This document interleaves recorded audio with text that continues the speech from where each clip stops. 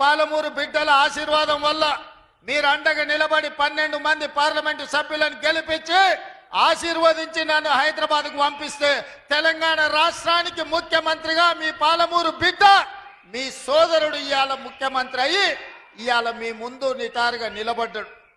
మిత్రులారా, ఇవాళ ఆలోచన చేయండి. ఉమ్మడి రాష్ట్రంలో ఎంతో మంది పాలకులు వచ్చిండ్రు, ఎందరో ముఖ్యమంత్రులు అయినరు. ఎన్నిసార్లైనా మన పాలమూరు పేదరికాన్ని చూపించి ప్రపంచ దేశాలలో మార్కెటింగ్ చేసుకున్నారు తప్ప మన జిల్లాను అభివృద్ధి చేయలే. ఇవాళ ఈ వేదిక మీద నుంచి నేను అడుగుతున్న మేధావులను, ఈ తెలంగాణ రాష్ట్రంలో ఉన్న చదువుకున్న వాళ్ళను, నీళ్లు నాగరికత తెస్తాయి, నీళ్లు పంటలు తీసుకొస్తాయి, మీ నీళ్లు పసిడి బంగారాన్ని పండిస్తాయి. మరి నీళ్లు నాగరికతను దేవాల్సింది, పసిడి పంటలు పండించాల్సిన ఈ పాలమూరు జిల్లాలో కృష్ణా నది జలాలు 811 టీఎంసీలు దశాబ్దాలుగా పారుతున్నా మాకెందుకు పసిడి పంటలు రాలేదు? మా కష్టాలు ఎందుకు తీరవలేదు? మా కన్నీళ్లు ఎందుకు తూడవలేదని నేను అడుగుతున్నా. ఈ పాలమూరు జిల్లా నాడు ఉమ్మడి రాష్ట్రంలో లేదా? ఈ పాలమూరు జిల్లా ఏర్పడ్డ తెలంగాణ రాష్ట్రంలో లేదా?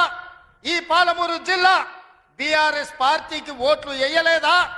అంతెందుకు 2009లో నాడు చంద్రశేఖరరావు గారు కరీంనగర్ జిల్లా ప్రజలు తరుముతే భుజాన జోలె వేసుకొని జోలె పట్టుకొని పాలమూరు జిల్లాకు వచ్చి ఈ ప్రాంతంలో ప్రజల్ని అడుక్కుంటే నా పాలమూరు సోదరులు, మా సోదరి మనులు నీకు భిక్ష పెట్టినరు. నీ బొంతలో భిక్ష వేసి పార్లమెంటు సభ్యుని చేసి ఢిల్లీకి పంపిస్తే నువ్వు పార్లమెంటు సభ్యుడిగా పదవిని ఎలగబెట్టినావు.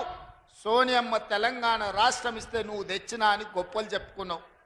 ఆనాడు పాలమూరు జిల్లాను దత్తత తీసుకుంటున్నావు. తెలంగాణ రాష్ట్రం వస్తే పాలమూరు బాగుపడుతుందన్నావు, వలసలు ఆగిపోతాయన్నావు, మా కన్నీళ్లు తూడుస్తా అన్నావు, మా ప్రాజెక్టులు పూర్తి చేస్తా అని మాటిచ్చినావు.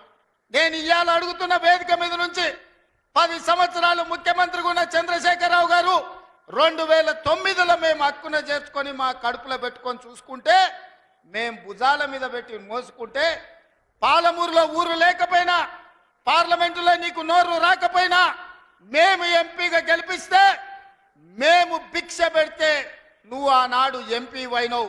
ఆ సంగతి మర్చిపోకు. మరి 10 సంవత్సరాలు ముఖ్యమంత్రిగా ఉన్న నువ్వు మా ప్రాజెక్టులను ఎందుకు పూర్తి చేయలేదని నేను అడుగుతున్నా. ఇవాళ ఈ వేదిక మీద నుంచి పెద్ద పెద్ద మాటలు మాట్లాడుతున్నారు, పొంకనాల మాటలు. ఇవాళ నేను అడుగుతున్నా చంద్రశేఖరరావు గారిని, 10 సంవత్సరాలు ఈ తెలంగాణ రాష్ట్రానికి 2 సార్లు నువ్వే ముఖ్యమంత్రి కదా, నీదే ప్రభుత్వం కదా, మా జూరాల ప్రాజెక్టు పూర్తి ఎందుకు కాలే? మా కల్వకుర్తి ఎత్తిపోతల కంప్లీట్ ఎందుకు కాలేదు?